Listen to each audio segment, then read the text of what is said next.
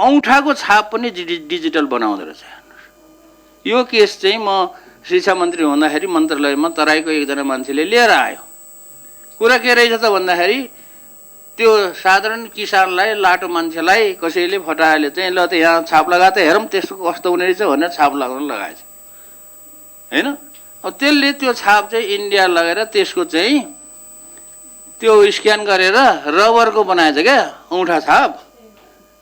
रबरको औँठा छाप बनाएर अनि त्यो रबरको औँठा छाप ल्याएर त्यो किर्ते कागज बनाएर उसको जग्गासँग खाइदिएछ।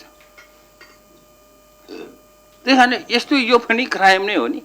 अब यस किसिमले डिजिटल कुराहरूमा जस्तो अहिले मैले भन्दै नभनेको कुराहरू मेरो चाहिँ दुरुस्तै चाहिँ के अरे फेसबुक आइडी बनाएर मैले भन्दै नभनेको कुराहरू त बनाइरहेछ त हालिरहेछ हैन।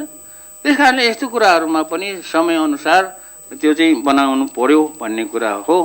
र पैसा चाहिँ यसको लागि चाहिँ आवश्यक जुन बजेटको कुराहरू छ त्यो कुराहरू पनि यहाँ हुनु पर्यो र सरकारले हाल्ने हो। त्यो कसैले देलाएर राखौँला भनेर चाहिँ त्यो दान चाहिँ पर्खेर बस्ने कुरा होइन, किनभने एकदमै सेन्सिटिभ कुरा हो। अस्ति मैले भने साइक्लोट्रोन एउटा सानो किसिमको साइक्लोट्रोन राख्नलाई पनि 1 अरब रुपियाँ नभए हुँदैन, 32 रुपियाँ छुट्याएर अब के गर्ने त्यसले हैन। एउटा घर बनाउने भन्यो होला हैन, त्यसको स्पेसल रुम चाहिन्छ, घर बनाएर मात्र त भएन, त्यो त ल्याउनु पर्यो। अब त्यो पनि कस्तो हो भनेदेखि नहुने चिज हो।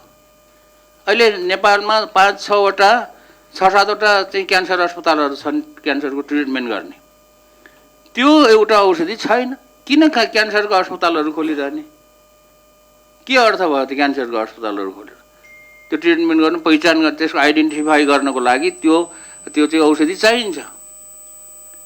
नभएर अहिले के भइरहेछ त भन्दाखेरि यो नेपालमा त्यो चाहिँ आइसोटोप, रेडियो आइसोटोप भन्ने छ, त्यो औषधि बन्दैन हुँदैन भन्ने थाहा पाएकोहरू चाहिँ के हुन्छन् भने इन्डिया जान्छ।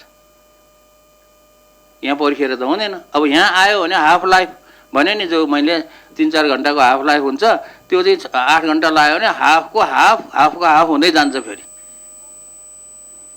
है। त्यस कारणले त्यो चाहिँ एकदमै कुरा हो। यो एउटा उदाहरण चाहिँ दिएको हो।